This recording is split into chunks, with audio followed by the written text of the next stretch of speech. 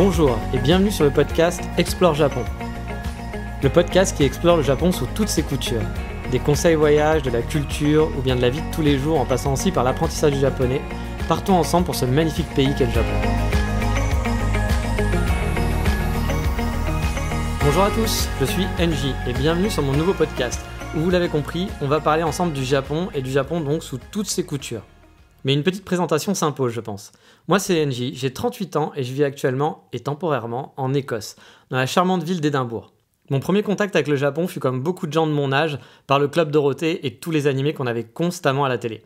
J'étais du genre à tout regarder, que ce soit Juliette Je t'aime, Olive et Tom, Les Chevaliers du Zodiac, Dan Cougar, Wingman ou Crimi. Il en perd sa bouboute, baboute. On peut dire que j'ai été élevé par Dorothée et les animés au final. Puis ensuite, l'adolescence est passée par là et je me suis un peu éloigné, voire beaucoup du Japon pendant plusieurs années. Jusqu'à je ne sais plus trop comment ni pourquoi, mais je me suis réintéressé aux mangas et aux figurines. J'ai eu pendant un temps plus de 500 mangas chez moi et je me suis dit qu'il était grand temps d'aller découvrir le pays par moi-même. C'est comme ça qu'en 2015, je suis parti en solo pendant un mois de vacances à travers le Japon. Et là, ce fut le véritable coup de foudre. Je me suis senti comme à la maison dès les premières minutes. Pas de décalage horaire ou de syndrome Lost in Translation. Non, je me sentais tellement bien et tout me paraissait totalement naturel. Et après avoir écumé les classiques, j'ai refait un voyage de 2 mois, cette fois en 2017. Et là, c'était la confirmation, j'adore ce pays. Alors oui, dit comme ça, on pourrait croire que ma vision du Japon est basée sur les animés et les mangas. Mais c'est pas du tout ce qui me plaît au final au Japon. Mais ça, vous allez le découvrir au fil du podcast. J'étais tellement devenu amoureux du pays qu'en rentrant de ce voyage, pendant un mois, j'ai fait des calculs dans tous les sens. J'ai essayé de voir si je pouvais valider un projet, partir vivre au Japon. Et quelques mois plus tard, après avoir quitté mon travail, vendu toutes mes affaires, rendu les clés de mon appartement, ça y est, je partais pour le Japon en visa étudiant pour apprendre le japonais. Et là, je me retrouvais à Kyoto, où j'ai vécu une année formidable. Mais bon, retourner à l'école, c'était pas mon truc. J'ai donc décidé de faire une pause dans mon aventure Japon, pour vivre en Écosse et perfectionner mon anglais et d'autres skills avant de revenir au Japon. Car qui dit plus d'école, dit plus de visa.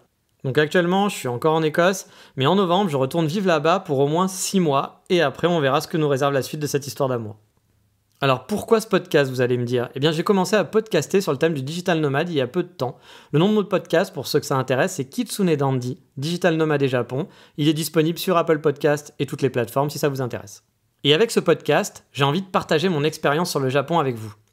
On va parler voyage, avec des conseils pratiques pour profiter au mieux de son voyage, son futur voyage, mais aussi des lieux à visiter et des endroits insolites à découvrir et que j'ai pu visiter lors de mes nombreux voyages. Mais on va aussi parler du Japon de tous les jours, celui que j'adore, de savoir comment vivent les Japonais, les choses que j'ai découvertes en vivant un an sur place à Kyoto. Et j'ai aussi envie de partager avec vous mes retours sur mon expérience dans une école de japonais, mais aussi de parler de la culture du Japon. Bref, vous l'aurez compris, on va explorer le Japon de fond en comble ensemble. Mais c'est pas tout. Dans ce podcast, il y aura aussi des interviews. Mais ça ne sera pas pour tout de suite. Quand je vais retourner au Japon, j'aimerais vous présenter les gens qui partageront leur expérience. Des étudiants qui, eux, sont restés 2 ans à l'école, des personnes qui ont trouvé du travail sur place, des amis à moi, en fait, qui vivent encore au Japon et qui vont pouvoir aussi échanger leur vie, leur vision du Japon avec vous. Alors, si vous êtes partant, explorons ensemble ce merveilleux pays qu'est le Japon. Ce podcast est bien sûr disponible sur les plateformes habituelles, Spotify, Apple Podcasts, Google Podcasts et bien d'autres. Et si vous l'avez apprécié, je vous serai reconnaissant de le faire connaître en le partageant et en laissant une évaluation sur iTunes. Ça prend quelques secondes, mais c'est vraiment important pour la vie de ce podcast et pour savoir s'il va continuer longtemps et l'énergie que je vais pouvoir mettre dedans en quelque sorte. Avoir des retours positifs, c'est toujours cool et ça permet de se motiver à faire encore plus et encore mieux. Et c'est pas tout. Il y a aussi un site qui est en préparation. Il sera disponible à l'adresse explorejapon.com tout simplement.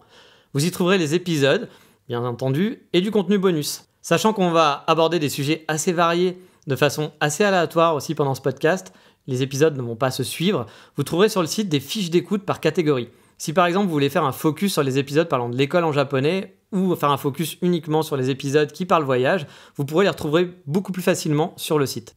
Je vous invite donc à aller sur le site, à vous inscrire aussi à la newsletter pour être informé de quand le podcast est mis en ligne, quand il y aura des nouveaux épisodes. Ne vous inquiétez pas, je ne vais pas vous bombarder de vos boîtes mail, ça sera juste un mail peut-être par semaine, grand maximum. En attendant, pour ce premier épisode, c'est déjà fini, mais dans le prochain épisode, on commencera par un conseil voyage en parlant du Pocket Wi-Fi, l'outil indispensable selon moi quand on voyage au Japon. Mais ça, c'est pour la prochaine fois. Allez, à bientôt, ciao, bye bye.